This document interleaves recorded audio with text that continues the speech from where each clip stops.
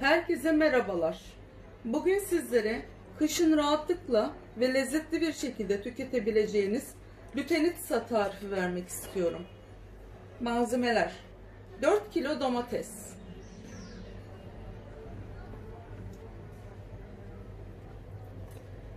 4 kilo kırmızı biber,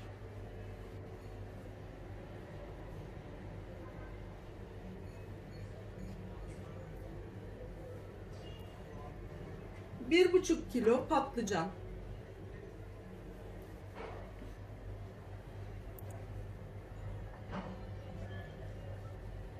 1 yemek kaşığı tuz,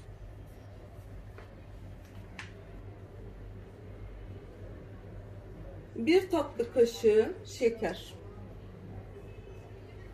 1 bardak zeytinyağı, 1 baş sarımsak,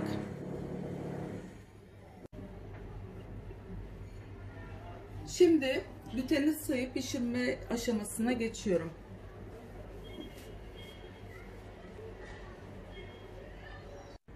Ben fırında yapmak istiyorum. Fırında közleyerek yapmak istiyorum. İsterseniz eğer imkanınız varsa sacın üzerinde de yapabilirsiniz. Veya közmatikte de yapabilirsiniz. Ben bu şekilde yapmak istiyorum. Çünkü bayağı malzeme çok. Şimdi ben bu şekilde bıçakla küçük küçük delikler açacağım. Çünkü pişerken patlamaması için. Evet, bu kadar yeterli. Bütün hepsine ve bu şekilde küçük delikler açarak pişirmeye koyacağım. Şimdi ben bunları yıkadım. Hepsi temiz vaziyette şu anda. Evet. Patlamaması için yapıyorum bunu. Közlenmiş patlıcan olacak. Ben fırında yapacağım. Dediğim gibi eğer mangalda da yapabilirsiniz. Mangalın üstünde de. Ama imkanınız yoksa eğer fırında da pişirebilirsiniz. Bir de Lütenitsa tarifinin içine havuç da giriyor. Ben koymak istemedim. Siz isterseniz yarım kilo havuç daha ekleyebilirsiniz bu tarifin üstüne. Onu da pişirerek içine ilave ediyorsunuz. Evet. Bu kadar yeter bu şekilde. Şimdi ben bunları fırına göndereceğim. Patlıcanlarımı fırına koyuyorum. Şimdi bunların iyice pişmesini istiyorum. O arada biberlerimi de hazırlayıp onları da yanan fırının içine göndereceğim.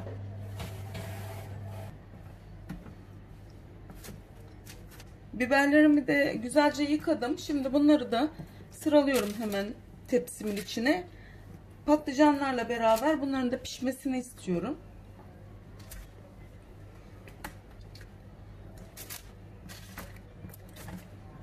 Evet. Bunlara da birer tane küçük delik açacağım ki bir an önce bunlar da pişsinler ve pişerken patlama yapmasınlar. Ben de şu şekilde hemen bıçağımın ucuyla şöyle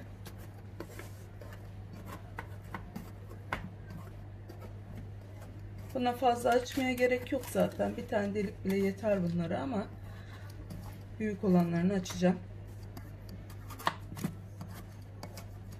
Evet, şimdi ben bunları da fırına göndereceğim. Daha bir fırınlık daha var, bir tepsilik daha var biberimiz. Onu da ilave ederek devam edeceğim. Bu biberlerimi de patlıcanın hemen altına koydum. Pişirmeye bırakıyorum. Şimdi hepsi birlikte pişecek. Bir tepsi daha hazırlayacağım. Onları da koyacağım. Üçünü dönüşümlü olarak pişireceğim. Üçüncü tepsim de hazır. Üçüncü tepsi yani ikinci tepsi biberim de hazır. Patlıcanla beraber 3 tepsi oldu toplam. Şimdi bunları da fırına gönderiyorum. Üçü birden pişecek. Şimdi 3. tepsimi de koydum. Hepsi birden şu anda pişecekler. Ben o arada domateslerimi rondodan geçirip ocağıma koyup pişirmeye başlayacağım. Hem bunlar burada pişecek. Ben de aynı zamanda domateslerimi rondodan geçirip pişireceğim. Ben domateslerimi kesmeye başladım. Şimdi rondoya bu şekilde küçük doğrayarak içine atıyorum. Rondodan geçireceğim. Ondan sonra tencereme alıp kaynatmaya başlayacağım. Evet.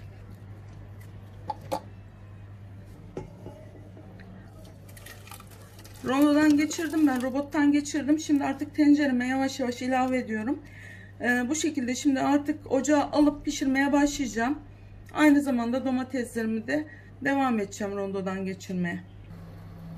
Domateslerimi rondodan geçirdikten sonra tencereme aldım. Şimdi artık altını açtım. İyice pişirene kadar karıştıra karıştıra bunu pişireceğim ve çektireceğim. Çektirdikten sonra da diğer işlemlerimi yapacağım.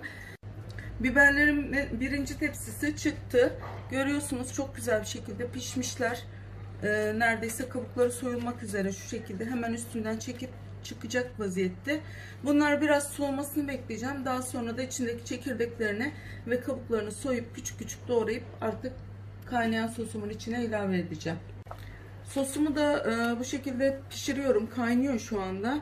Bayağı kaynamaya başladı. Karıştıra karıştıra pişiriyorum. Çekmeye de başladı yavaş yavaş. İyice çekmesini bekliyorum.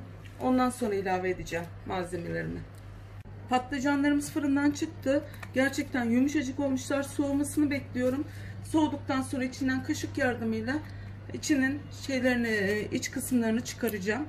Bu şekilde bayağı yumuşacık pişirdim. Biberler de fırında devam ediyor olmaya. Bir kısmını ben şu şekilde göstereyim. Biraz sonra nasıl yaptığımı da göstereceğim. Bunları ben biberlerin kabuklarını ayırdım. İçinin çekirdeklerini de ayırdım. Biraz sonra da size nasıl yaptığımı da göstereceğim. Ben size patlıcanın nasıl kolay bir şekilde içinin ayrılacağını göstereyim. Hiç kabuğunu soymadan şu şekilde iyice açıp, sıcak şu anda sıcak sıcak yapıyorum ben. Ama yani dokunulmayacak vaziyette değil. Şu şekilde. Görüyorsunuz nasıl kolay çıkıyor. Hemen kaşıkla kazıdım, çıkardım. Hiçbir kabuk da gitmedi. Dikkat ederseniz. Patlıcanın içi de tamamen boşaldı. Bu şekilde yaparsanız hem uğraşmazsınız kabuğunu soymakla, hem de çok basit bir yöntem. Ben her zaman patlıcanı bu şekilde ayırıyorum. Evet, bu şekilde çıkarıyorum.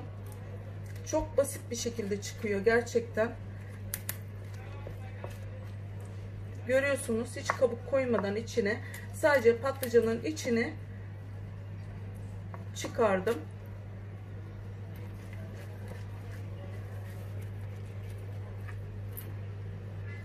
Evet. Biberlerimiz de bu şekilde pişti. İkinci tepside hemen hemen malzemelerimiz tamamlanmaya başladı. Biraz soğusun, nasıl yapacağımı size göstereceğim. Şu anda çok sıcaklar gerçekten. Hatta şu şekilde elimde bile kaldı çekirdek kısmı. Biraz sonra size nasıl yaptığımı göstereceğim. Biberimizi de nasıl soyacağımızı göstereceğim size. Çok basit bir yöntemi var. Şu şekilde hemen alıyorum. Çok çabuk çıkıyor zaten. Hiçbir şey yapmadan çok çabuk çıkardım üstünü. Hemen şu şekilde ortadan ayırıyorum. Ondan sonra şu kısımlarını şöyle yaptığım zaman zaten çekirdek tamamen gidiyor. Görüyorsunuz hiç çekirdeği kalmadı. Neredeyse şu şekilde iyice bıçak yardımıyla. Çünkü bunun çekirdeklerini temizlemek çok kolay değil. Hiç suya falan tutmadan yapıyorum ben bu işlemi. Eğer suya tutarsanız patlıcanı da biberi de mutlaka tadında değişiklikler olur. Sosumuz da baya çekti. Neredeyse yarıya indi şu anda. Artık patlıcanımızı ve biberimizi içine ekleyebiliriz. Közlemiş olduğumuz patlıcan ve biberi. Şimdi ben patlıcanları doğrayıp içine ilave edeceğim.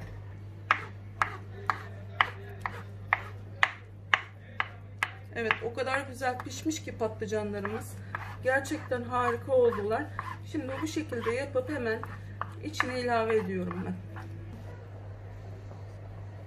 Şimdi tenceremin içine patlıcanlarımı ilave ediyorum. Daha bir kısım daha patlıcanım var. Onları da ilave edeceğim. Şu şekilde bir karıştırayım. Evet, görüyorsunuz karışımın güzelliğini. Çok güzel bir karışım olmaya başladı bile. Daha bunun içine biber girecek.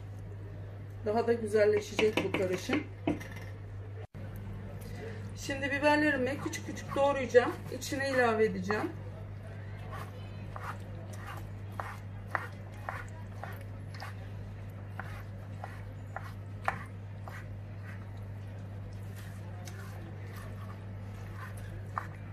Evet.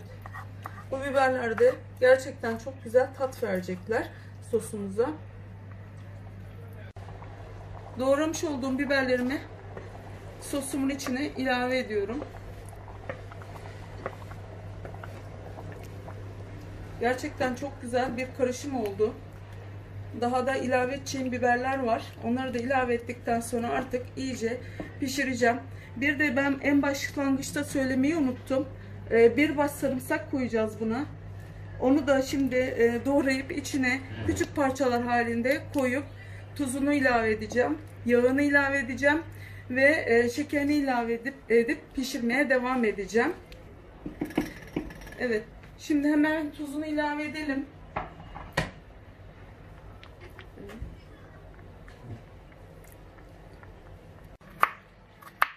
Bir baş sarımsağımız vardı. Onu ben ilk başta söylemeyi unuttum demiştim.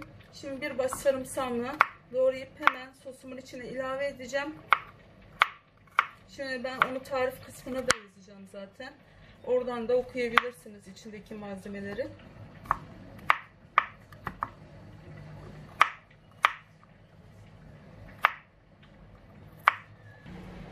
Sarımsağı bu şekilde küçük küçük kestim. Şimdi artık içine ilave edeceğim. Sarımsağımı ilave ediyorum. Bu sarımsak da buna ayrı bir lezzet verecek. Artık şimdi tuzunu, yağını, şekerini, her şeyini ilave edip artık pişirmeye bırakıyorum. İyice pişmesini istiyorum. Sarımsağı da bu aşamada koymamın sebebi ilk başta koysaydım çok erir giderdi. Hiçbir anlamı olmazdı. En sona doğru koydum. Şimdi şekerini ilave ediyorum. Bir tatlı kaşığı şeker. 1 yemek kaşığı da tuzumuz var. İlave ettim. 1 bardak da zeytinyağımı da içine ilave ediyorum. Artık bu şekilde pişmeye bırakıyorum. Sosumuz bu şekilde iyice pişecek.